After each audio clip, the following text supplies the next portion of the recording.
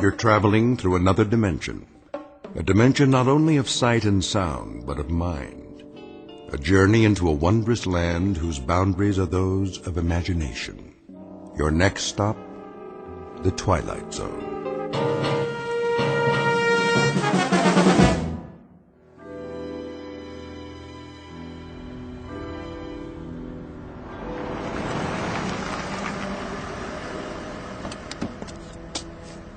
Good evening, Colonel Taylor. Evening, Patrick. Has Mr. Alfred arrived? Not yet, sir. Warm for this time of year, would you say? I would. Quite balmy, in fact. I might have dispensed with the overcoat altogether. Martin? Yes, sir. See to the Colonel's car. Right away. Is he new? Just started this evening. Mind you, drive carefully now. Park it all the way in the back away from the other cars. Yes, sir. Here's a little proposition for you, my boy. See this bill? That's $50, sir. Indeed.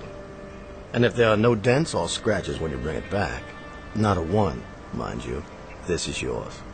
All of it. I promise, sir. Good. A man should always keep his promises. You shouldn't spoil the lad. Nonsense. A little incentive, that's all. How was it in the club this evening? The usual crowd. Is Mr. Tennyson here by any chance? Yes, sir. For some time now. Thank you, Patrick. Colonel Taylor, how nice to see you. Let me take your coat. Is there a table in the oak room? Yes, but I'm afraid the fireside chairs are all filled at the moment. Mr. Tennyson, I presume. Yes, sir, it is. If you'd care for a seat in the card room... No, I'll find my way. Mr. Alfred arrives, please send him to the oak room. Of course. Well, I'll tell you something else, gentlemen. The most idiotic thing occurred in the market today. Just idiotic. I've been doing a little dabbling in the syndicate. It still has some oil holdings in the western part of Texas. Well, anyway, Jack Brewer, he handles our New York operation for us. He comes in on the floor, and I happen to be there. This was, about 10:30 this morning, and he waves to me, and he's got a sheaf of papers in his hand, and I can assure you, if there's anyone I don't want to see before noon on any given day, it's Jack Brewer. Raucous sort, a little crude. Nouveau riche, you know the type. Yeah. Oh, yes. Give you a light, Jamie? Not necessary. Not at all. Oh, this lighter? Solid gold. Gift from my dad when I got out of Princeton. Now, where was I? Jack Brewer. Oh, yes, of course. Charlie Sport, let me sit there, would you, old man? Your chair's much softer, and I'm afraid I'm just worn out. Not a problem. Much better. Now then. Oh, yes. Anyway, Brewer, I call him Brewer the Boar, walks across the floor to me with an intense voice, a voice absolutely shaking with intensity, sidles up and whispers. He's got a miserable habit of whispering sotto voce when everyone in the world can hear him. Anyway, he says to me, Jim, I've got to scrape up $250,000. Can you imagine? $250,000. And I'm The usual, sir? What? Oh, yes. The usual. It might be quieter in the blue room. No, this will do. Young Mr. Tennyson is in rare form tonight. Yes, sir. You're the only one who can handle it for me. This is Brewer speaking. To me. Well, anyway, to make a long story short. Mr. Jamie Tennyson, who at best is a dapper, albeit articulate ne'er-do-well. He is glib but shallow, well-groomed but worthless. His every gesture is studied, obvious, planned. He is a mannered dandy, devoid of character, and his presence in this gentleman's club is a social condescension on the part of the members. For this man's credentials are an accident of birth, and nothing more. And across the room, a gray-haired ramrod of an ex-army officer, rock-hewn and coldly unemotional in his appraisal of others, but who was no longer able to conceal his distaste in an altogether gentlemanly fashion. And that distaste is about to take the form of a proposed wager. But it's the kind of wager that comes without precedent. It stands alone in the annals of bet-making as the strangest game of chance ever offered by one man to another. In just a moment, we'll learn the terms of the wager and what Mr. Tennyson does about it. and in the process will witness all parties spinning the wheel of chance in a very bizarre casino called the Twilight Zone. And now, The Twilight Zone and our story, The Silence, starring Chris MacDonald, with Stacy Keach as your narrator.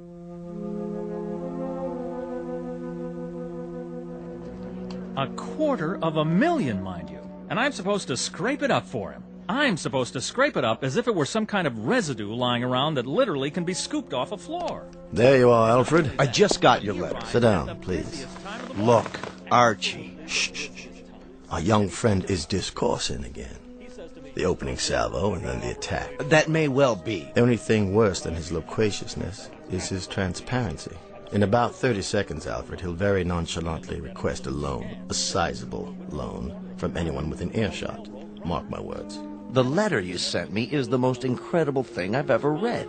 Is it? You must be out of your mind. Not at all, but that's a medical appraisal.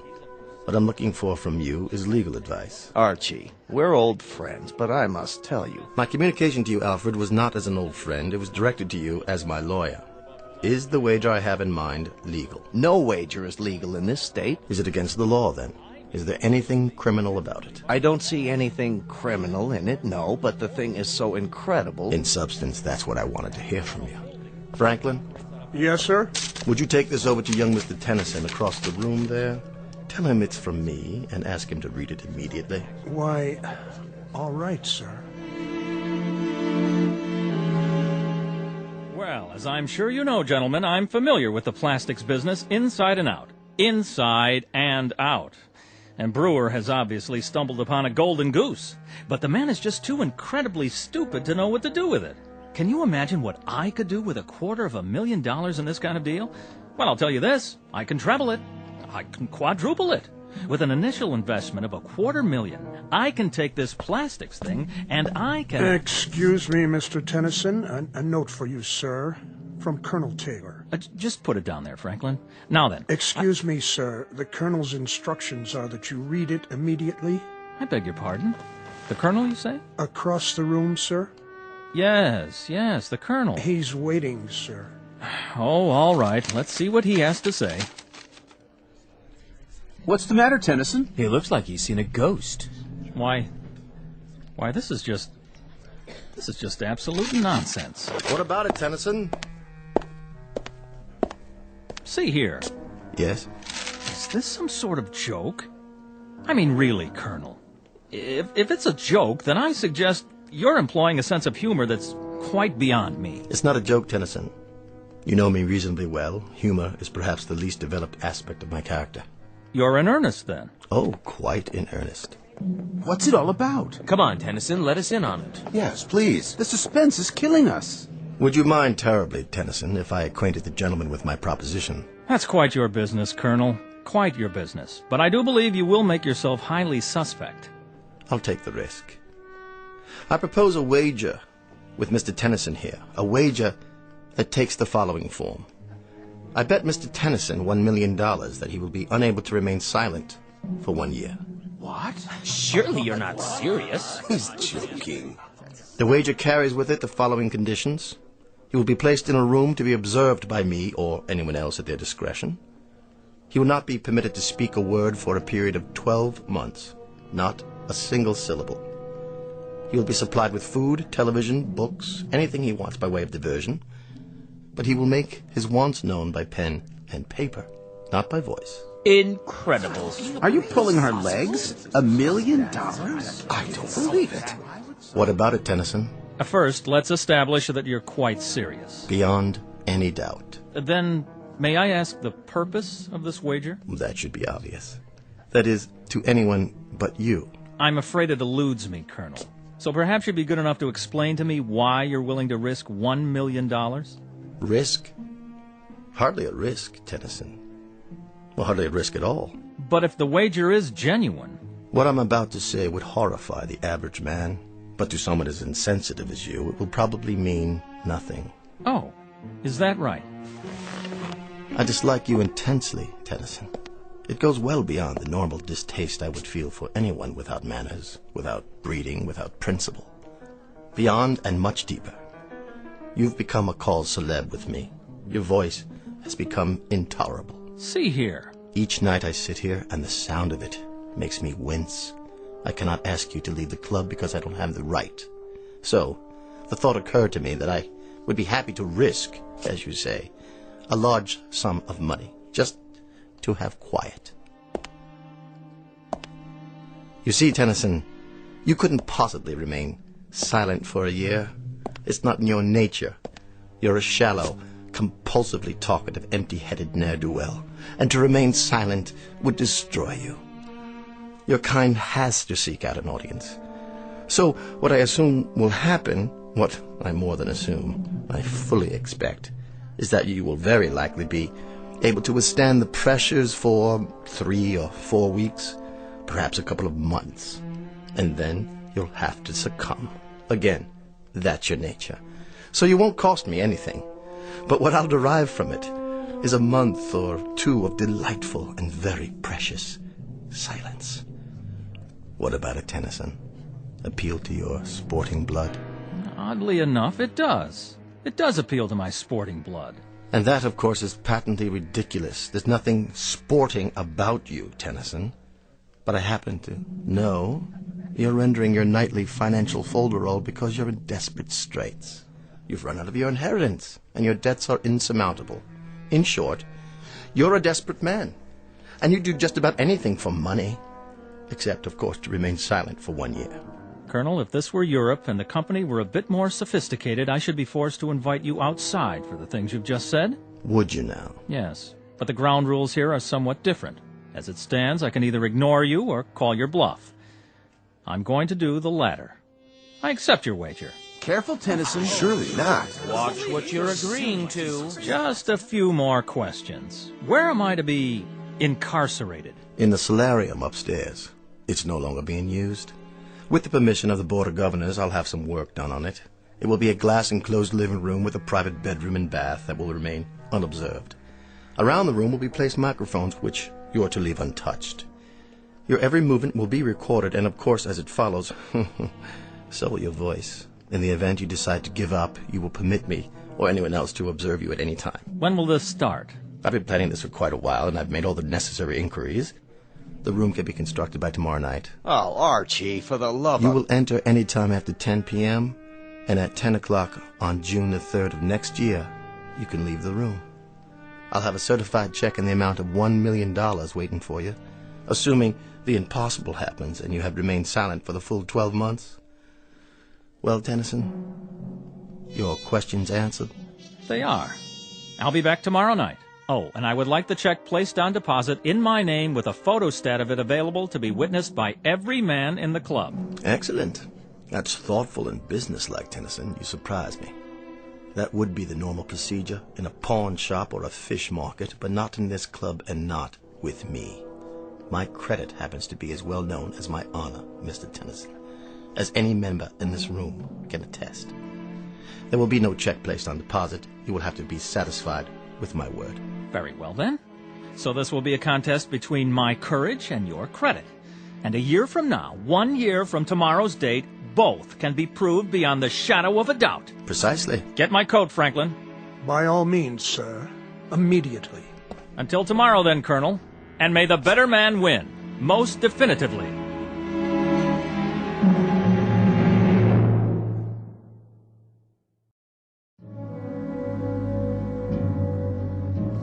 Listen, Tennyson.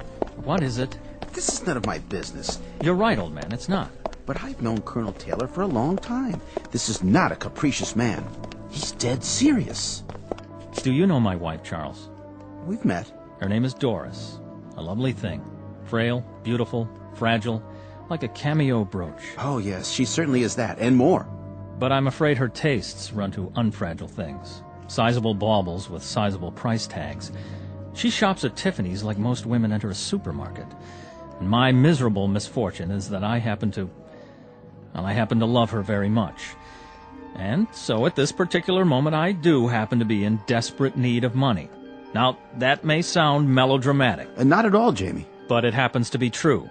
And my wife's faithfulness is in direct proportion to the size of the allowance I give her. I didn't mean to make light of it. Please believe me. So, that's why I'll be back tomorrow night. How bizarre. Don't you think so, old sport?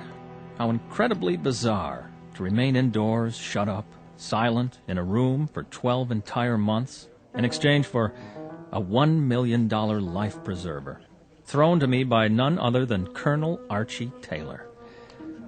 I'll say goodnight now. There are arrangements that must be made.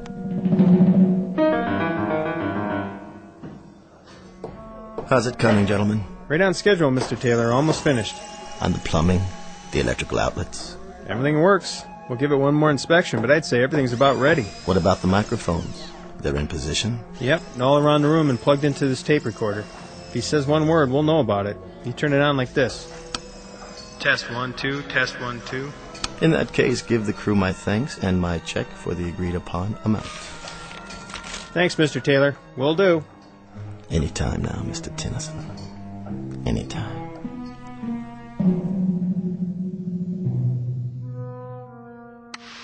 Hey, Debbie, get back in the flying saucer. Get up those booty bags. Hey, no problem. Trouble rules all play back. Tonight on Classics Revisited, we bring you the BBC's dramatization of that timeless masterpiece, Peter Ibbotson. Masters of Darkness and our terrifying story, Down There. Money got you down? Pick up the phone and dial now for the lowest interest rates. Do not attempt to adjust your television set. We control the transmission. Tonight you will travel from the height of man's dreams to the absolute limit. What's the matter, Mr. Tennyson? Nothing on television to your liking? Perhaps you should try reading a book. It might be a new experience for you. Or does your taste run to ghost stories, science fiction, that sort of thing? If you prefer, I could stock your bookshelf with trash like that, bestsellers, even erotica, something to keep a man's thoughts on other things. Excuse me a moment. Hello, Franklin. Mr. Tennyson's supper? Yes, sir. Eating well, is he? Appetite good? Well, not very much up to a week ago, sir. But he's eating very well now. Oh, nice. I'd like him to remain as healthy as possible. My conscience simply couldn't stand it if this experience damaged him in any way. Quite the contrary, sir. He seems in excellent spirits. And it's 9 weeks now. 9 weeks that he's been in there. 9 weeks. Really quite incredible. I gave him 4 to stick it out, 6 at the outside, but 9 weeks. A little more gristle there than I'd given him credit for. Yes, sir. Look at that, Tennyson. Dinner for 1. Everything cooked to perfection, I take it. Comfortable, sir? More wine, perhaps. What's the matter, Tennyson? Cat got your tongue? Or don't you believe in speaking to the help? Will there be anything else, Mr. Tennyson? I'll be back when you're finished, sir.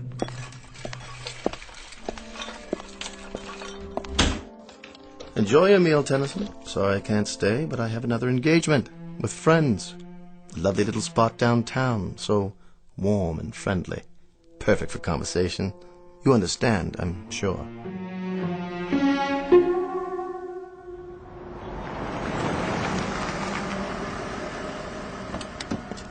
Good afternoon, Colonel. Patrick. I'll take care of your car, sir. I know you will, boy. Mr. Alfred inside, is he?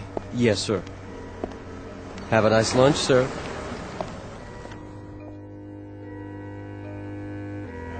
There you are, George. I reserved a table for us, a quiet one. Good. But then they're all quiet nowadays, aren't they? Franklin called to say you wanted to see me. Only to pose a question to you. What sort of question? Very succinct, Archie. Very brief. Yes? How long? How long what? How long are you going to keep this up, this prolonged practical joke? Not much longer. What exactly does that mean? You should see our boy up there. 4.5 months and not a sound from him. That's what I wanted to talk to you about. Incredible. I've just been wondering how my fortune might accommodate the loss of a cool $1 million. For the sake of argument, of course, quite theoretical. That fop couldn't take it another month. This, I'm certain of. For your sake, I hope that's the case. My sake? You have the money, of course. I find that insulting. I'm sorry if it is, but I think he's going to beat you, Arch. Especially from you, George. I'd say you owe me an apology. How are your holdings? What are you talking about? It's no longer theoretical. You might want to double-check your holdings now in preparation. My holdings? They're solid, dependable, 100-year-old firms. Why should I rearrange anything?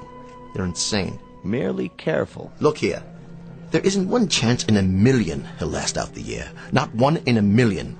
I've watched him every day. He's beside himself. He's becoming bored to the point of irrationality. A week longer, 2 weeks, 3 at the most, he'll be crawling up the walls, screaming for us to let him out. I hope so. I sincerely hope so, but I think that boy up there will remain silent for the entire year. And I think you're going to owe him that cool million. Nonsense. I just hope you've got it. That's all. I'm not going to sit here and listen to this abuse. It's not in the least personal, only something I feel you need to hear from someone you'll listen to. The voice of reason, a word to the wise, that sort of thing. Then from now on, I'll thank you to disperse your wisdom elsewhere. Oh, for the love of... Consider yourself discharged. What? As of this hour and this day, you are no longer my attorney. But Archie... Goodbye, George. Goodbye to you, old boy, and good luck. Because by the look of things, I'd say you're going to need it.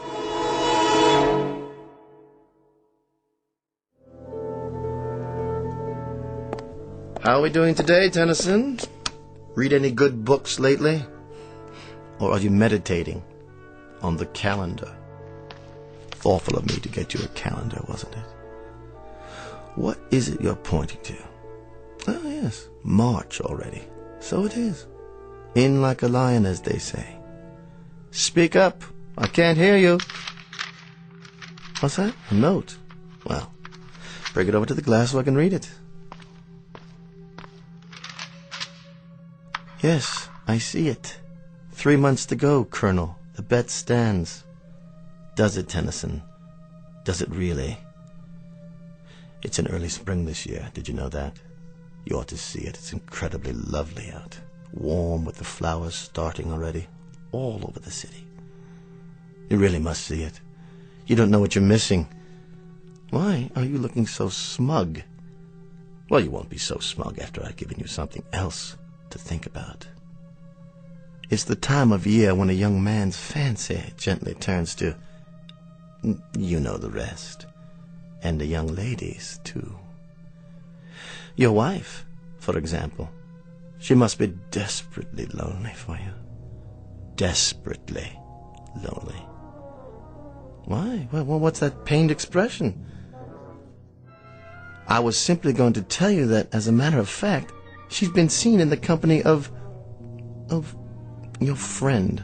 What was his name? Charlie, that's it. And other young men.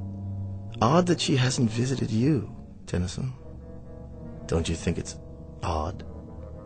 I happen to know you've sent her notes requesting a visit. And she doesn't even respond to the notes, does she? Tennyson, you may lose your wife. You're well aware of that, aren't you? While you sit doing nothing behind that glass, the very reason for all your agony may be slipping away from you. Tennyson, why don't you leave? Why don't you leave right now? It still might be possible to save your marriage, if you act without further delay. Don't you walk away from me, you fool!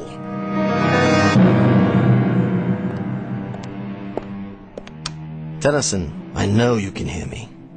I saw your wife again. She's with that polo player fellow now. You know the one. The tall, attractive, blonde youngster. It's incredibly beautiful out today, Tennyson. Oh, it's incredibly beautiful. Birds and flowers and color. Absolutely lovely. And by the way, I saw your wife. She was getting into a little European sports car. Some young man was driving it. And here's Franklin with yet another meal. You must be quite bored with the club's menu by now, aren't you, Tennyson? Oh, Franklin? Yes, sir? Chilly up here, isn't it? I hadn't noticed, sir. Perhaps. The thermostat, Does it control the temperature in Mr. Tennyson's room as well? I believe it does, sir. Then I'll just turn it up for a while. I don't want you getting chilly, Mr. Tennyson. Certainly not. I want to warm it up for you. Nice and warm.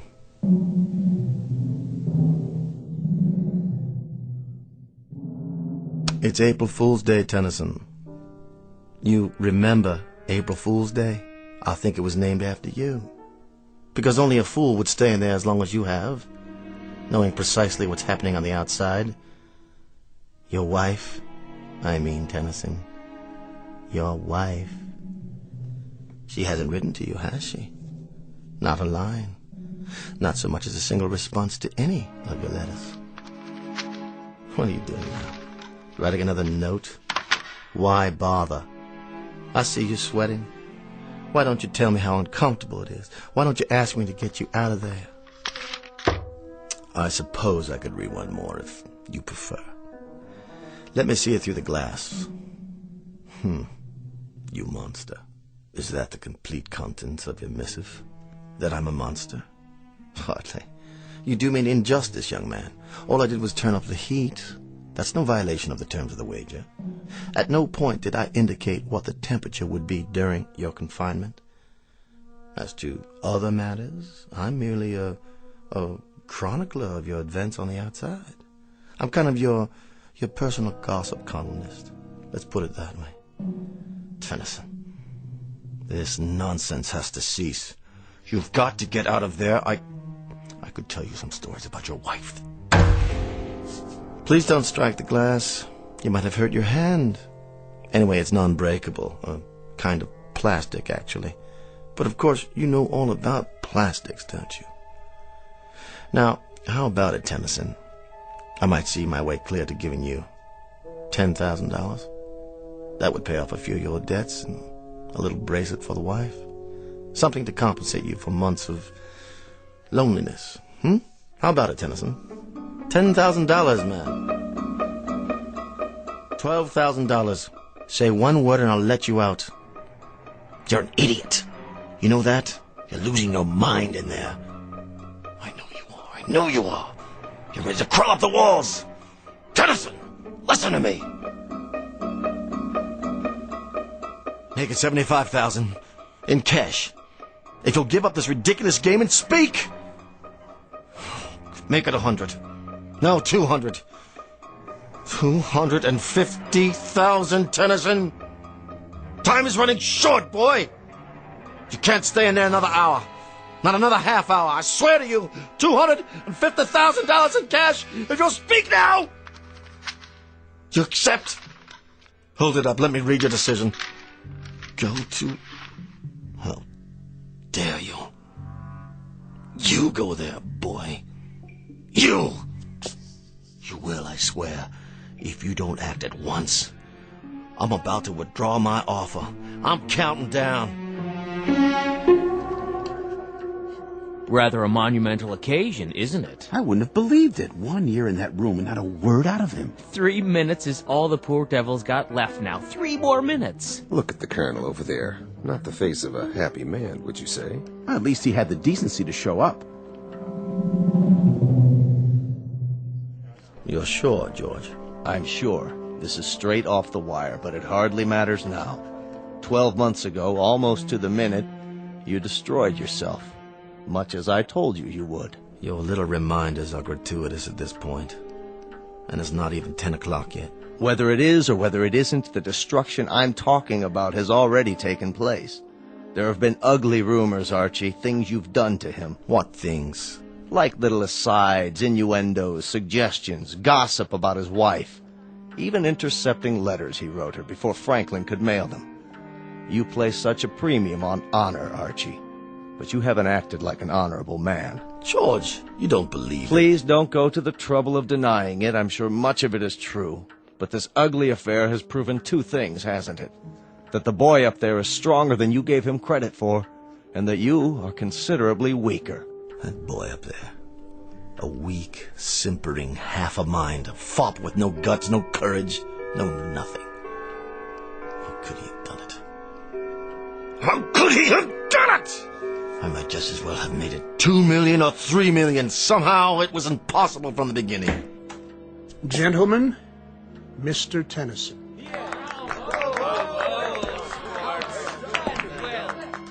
He's so pale, thin as a rail. But he's done it.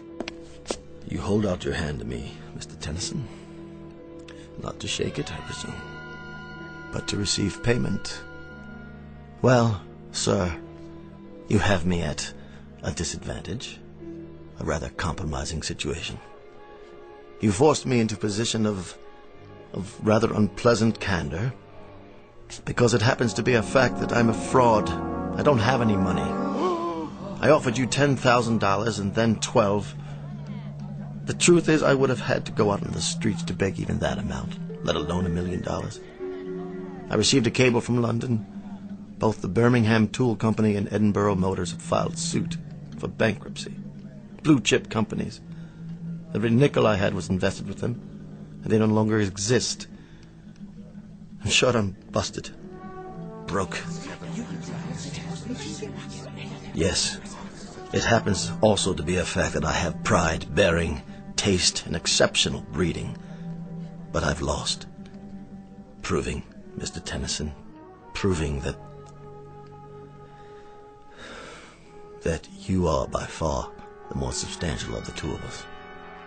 I will naturally resign. You have both my resignation and my apologies. I will not ask you to suffer my presence any longer. Look at Tennyson. They won't let him walk out like this. He'll demand satisfaction. Talk to him, Tennyson. Tell him whatever you like. Your time's up. You can talk, gurgle, sing, chortle, anything you want. You've won the bet, son. What's he doing? Writing another note? But why? What is it, Colonel? What did he write? Why doesn't he speak? Let me see. It says, 1 year ago, I had the nerves to my vocal cords severed. Good Lord. He's opening his collar to show you, Archie. There are the scars on his throat. I underwent this surgery because I knew I'd never be able to keep my part of the bargain. For the love of God, man. For the love of God.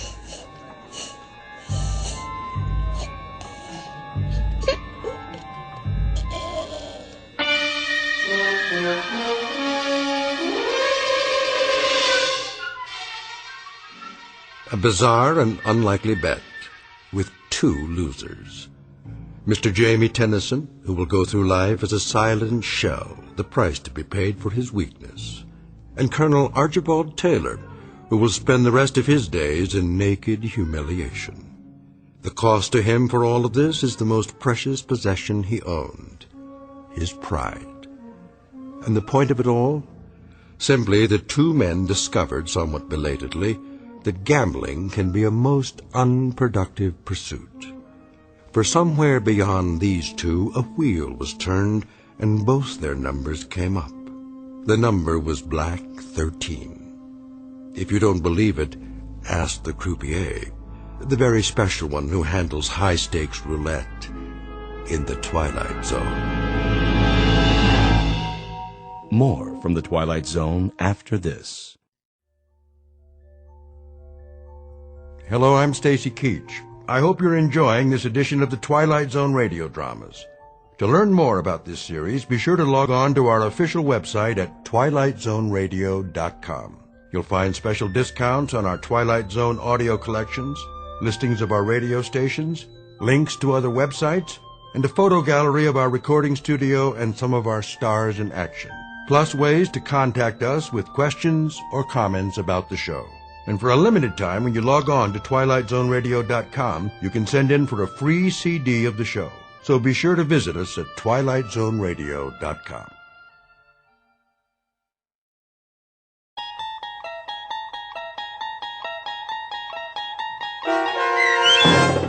The Silence, starring Chris MacDonald with Stacy Keach as your narrator, was adapted for radio by Dennis Etchison and written for The Twilight Zone by Rod Serling. Heard in the cast were Craig Brawley, Christian Stolte, Jeff Lupetin, James Schneider, Derek Purcell, Turk Muller, Kurt Nabig, Carl Amari, Roger Wolski, and Vince Amari. To learn more about the Twilight Zone radio dramas and to obtain audio cassettes and CDs of these programs, visit our website at twilightzoneradio.com. The producers of The Twilight Zone wish to thank CBS Enterprises, Carol Serling, Dennis Etchison, Dick Brescia Associates, Claire Simon Casting, Terry Jennings, XM Satellite Radio, Sirius Satellite Radio, our sponsors, and our radio affiliates for helping make this series possible. This copyrighted radio series is produced and directed by Carl Amari and Jason Mallow for Falcon Picture Group. Doug James speaking.